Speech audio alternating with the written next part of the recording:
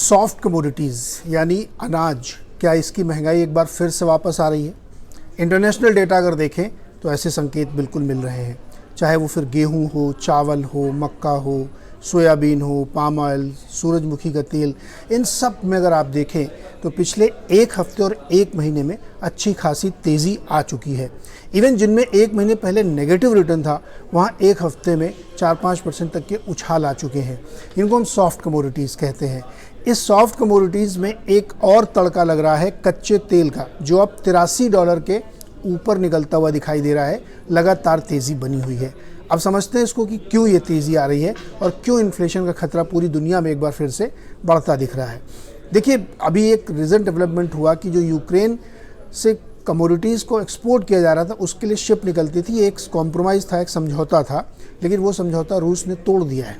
उसकी वजह से अचानक से आप देखें गेहूं की कीमतों में ज़बरदस्त तेज़ी, 18% तक की तेज़ी एक महीने में आ चुकी है, क्योंकि अब वो समझौता है नहीं, तो वहाँ से कोई शिप निकल नहीं सकती है। तो जो भी शिप निकल रही है उस पर रूस और यूक्रेन की आपत्ति है, तो इसलिए सॉफ्ट कमोडिटीज़ में तेज़ी आनी शुरू हुई है। दूसरा, पूरी दुनिया में मानसून ने इस बार काफ़ी अनइवन किया है और बहुत सारी फसलों को ख़राब कर दिया है। उसकी वजह से आप देखिए खाने की तेल, दालें, राइस, चावल की ज़बरदस्त किल्लत होने की आशंका है। इसीलिए भारत ने कंप्लीट नॉन बासमती राइस को बैन कर दिया है। भारत सबसे बड़ा एक्सपोर्टर है, 40% एक्सपोर्ट करता है, लेकिन उसने बैन कर दिया क्योंकि मानसून हमारा इतना अनइवन, इतना ख़राब है कि शायद चावल की फसल पर असर पड़ेगा। चुनाव सामने है, उसकी वजह से राइस की कीमतें बढ़ रही हैं।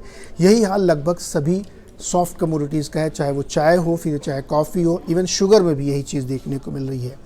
दूसरा, इस पर एक तड़का आ रहा है कच्चे तेल का, जो कि काफ़ी तेज़ी से बढ़ा है। पिछले एक महीने में 11% तेल में तेज़ी आ चुकी, $83 पे आ गया। क्यों आया है?